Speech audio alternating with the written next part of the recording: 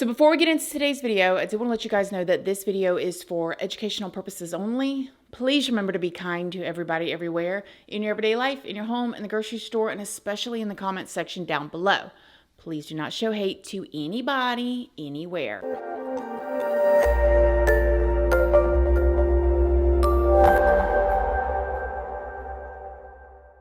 So good morning, good morning, good morning. How is everybody doing today? I hope you all are having an amazing day. I hope everybody had a wonderful weekend. Hope everybody's been getting outside.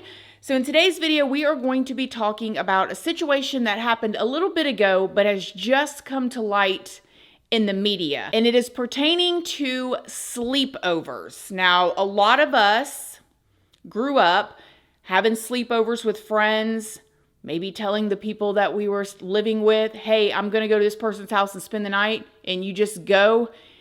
It's crazy when you think about it, right? But this video has to do with what seemed to be a very well orchestrated and planned out sleepover. Before we get into it, though, I did want to let you guys know, if you don't already know, hi, my name is Christina. I do have a second channel, which is Casually Christina. We do things more casually over there. For those of you guys that have been requesting the house tour and stuff, it is up on my second channel, so you guys go and check it out. I also have a Patreon. My Patreon is for 18 and up, and over there we talk about more personal stuff. We go live over there, and there is a $2 tier for all of the true crime stuff or sea theory stuff, videos like that cannot go onto YouTube. That goes over on my Patreon under the $2 tier. Just make sure you read the About section and what each tier offers before you join. I'm also on Facebook, Snapchat, Instagram, and I'm now on Like to Know It. And on Like to Know It is where you can find the links to some of my favorite items like hair products I use, clothing items, stuff like that. All of those are linked down in the description box if you would like to come and check me out. So, were sleepovers a big part of your childhood? That's what I want to know. And were you one of those people that could actually sleep at a sleepover, or were you one of the ones that would call your parents in the middle of the night and ask them to come and pick you up because you just couldn't sleep or you couldn't get comfortable because you weren't technically at home?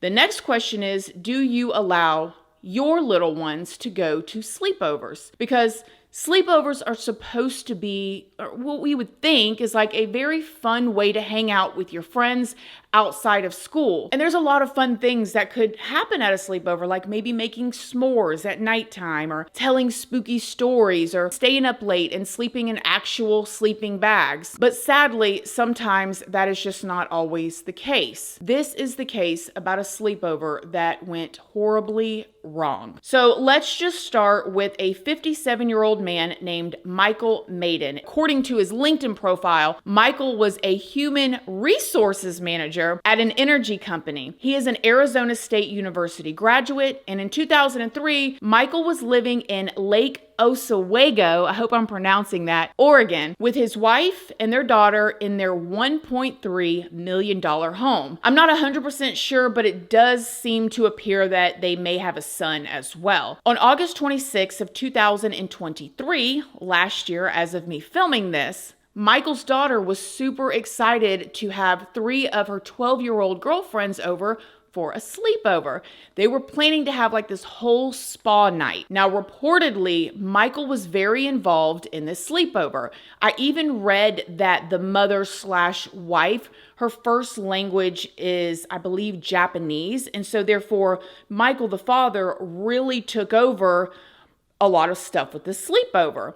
He allegedly took the girls to get their nails done, and he picked up pizzas for them to have for dinner, and the girls were just really super excited. But then things took a pretty terrifying turn. Before the girls settled down to go to bed that night, Michael, the father, reportedly made the girls 2 mango smoothies each, and he insisted that they drink them. They each apparently had specific colored straws so he could keep track of whose drink was whose. And it was also said that Michael was very adamant that they drink out of their own cups and they completely finish them, which I can tell y'all right now, I'd have been excited, spa day, pizza with the girls, now smoothies before bed. I mean, truly it would sound like the perfect, night. But it was a little bit weird that he was basically insisting that these girls drink these smoothies and finish them. One of the girls did in fact drink both of her smoothies that he gave her. Another girl drank one of the smoothies, but the third girl said that she did not like the smoothies, and so she could barely drink any of them at all. Michael's own daughter was served smoothies as well, and she drank a significant amount. Now, when all the girls went down to go to bed, they were all going to stay like in the basement. So they had their own little area with all of their like bedding and stuff. And now they've had the smoothies. And so they go down there to relax. Down in the basement, there was a bedroom down there. And this is where two of them slept. And the other two slept on this like pull-out couch that was down there. So the girls settled down, they lay down, and three of them began to fall asleep, except for the girl who did not finish or drink much of the smoothies. This is when she's laying there and she sees Michael, the father, creep down into the basement. When he did, she pretended to be asleep. He started to check each girl. Now, this may seem innocent enough, like when you say checking on them to see if they were sleeping, but according to that one little girl that was awake, he was putting his hands like under their noses to check and see if they were breathing. So imagine this, she is like laying there, peeking out of her eyes, and the dad is like creeping down to the basement, checking, waving his hands in front of their faces to see if they're awake. And it was very creepy to her. It was even said that he moved the girl sleeping next to the one who was actually awake away from her, essentially separating them from each other. Now, when Michael went back upstairs, the girl that was awake, she moved her friend back closer to her again. She wasn't quite sure what was going on, but she thought that it was really weird and it made her very uncomfortable. But then, after she scooted her friend back over close to her, Michael came back down into the basement. When he came back down, he started to check all of them again to see if they were sleeping. After he felt to see if they were breathing, was waving his hands in front of their faces and stuff and doing little things to see like how asleep they were. This is when he ended up moving the one away from the one who was actually awake again. But this time he stood there for like 15 minutes and watched them, which had to be so scary. Like, what is going on? This is when the girl who was pretending to be asleep, who was actually awake, was so scared she knew that she needed to go home. When Michael went back upstairs for the third time, this is when the little girl that was awake took the opportunity to start calling and texting her parents. This was around 2 a.m. and at this point her parents weren't answering their phone because they were sleeping. So she started texting her mom, and this is what the text message said. You guys, listen. It said, "Mom, please pick me up and say that I had a family emergency. I don't feel safe. I might not respond, but please come get me.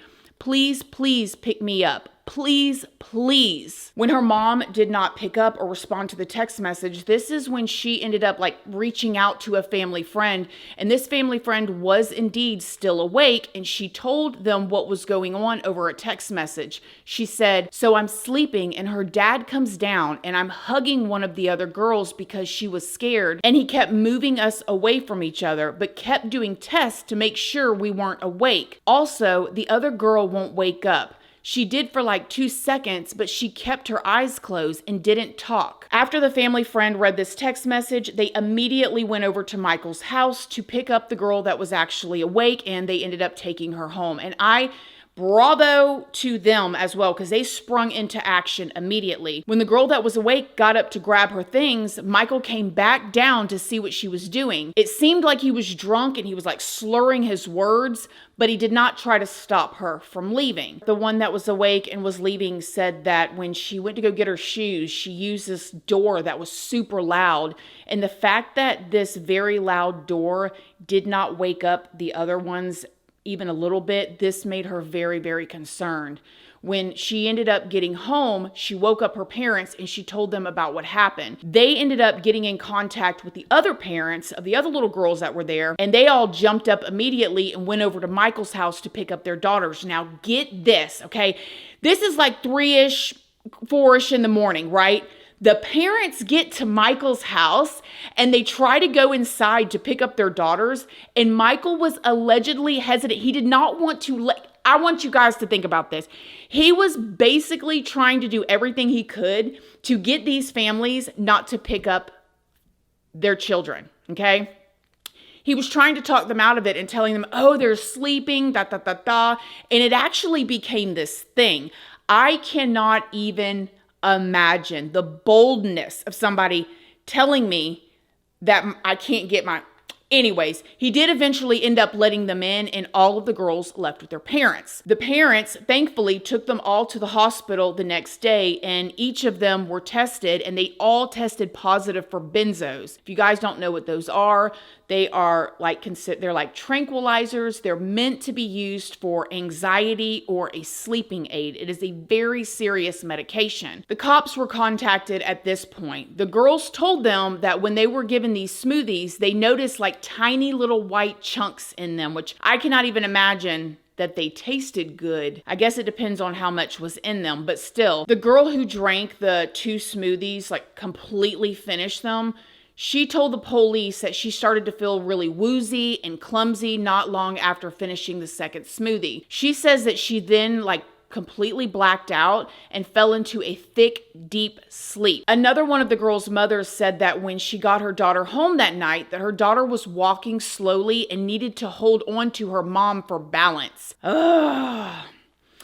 She was saying her eyelids were super heavy and that she was speaking very slowly. I can't imagine. That had to be very scary for these parents at this point as well, to get their 12-year-olds home from this sleepover and for them to be physically in this type of position. Apparently, none of the girls nor their families were close with this guy, Michael's, or his family, and none of them had ever actually been to their home before the sleepover, which they say was because Michael's wife, the language barrier that was between them, so they allowed the girls to go over there, which, to be fair, even if they knew them, even if they went over there and went into the home, this still could have happened, because the majority of any kind of stuff happening typically happens from somebody that you actually know, and even family members. So we'll just say that. Now, 6 months after this incident, a grand jury decided to charge Michael with 3 felony counts of causing another person to ingest a controlled substance and 3 felony counts of applying a Schedule 4 controlled substance to the body of a minor, and 3 misdemeanor counts of delivering to a minor a Schedule 4 controlled substance. Michael did end up turning himself into the county jail, and he pleaded not guilty. He was then later released after posting a $50,000 bond to get out. Now, the cops got a search warrant. They went into the house and they did a full-blown search, and this is when the police confiscated more than 5 pill bottles, scales, razor blades, and tools used to grind pills into powder. Michael is supposed to be back in court in April of this year if it doesn't get pushed out. But in the meantime, his wife did file for divorce, and his current address is listed at some RV park. Some people actually wonder if Michael was giving these types of things to his wife as well to keep her in a deep sleep. What do I think about this? First of all, the girl who did not drink the smoothies, especially when she was being pressured by this guy to drink it. You know how it is when, little ones are at somebody else's house. They don't want to make somebody else's parent upset, and they'll, just do whatever they ask just to make them happy. And he was pressuring her, and she did not drink it. She is a hero in this. She is truly a hero. I don't know what kind of conversations her parents has had with her, but she did exactly what she needed to do. So literally standing ovation for that one. And thank God, because who knows what else could happen. I know a lot of us can imagine. And I have to wonder what this guy has done in the past. I hope they do a full-fledged investigation in his work history and everything, because you got to be real bold to do something like this. And especially with this many at one time. Scary. And again, like I said earlier, it doesn't really matter if they went there and met him and knew him. People surprise you all the time. And it's unfortunate because sleepovers can be so fun. And people like this do these weird things. I hope he gets the max sentence. I mean, Not even just what his intentions were. We'll never actually know because I'm sure he'll never actually tell us, and does it really matter at this point? But the fact that those medications, that they could have done something, one of those girls could have had a reaction that they couldn't even come back from. Terrible. But again, bravo to the girl that stayed awake and saved her friends. What do y'all think? Y'all let me know in the comment section down below. Other than that, I love y'all. Thank y'all for being here. I will see y'all in the next video. And thanks again. Bye.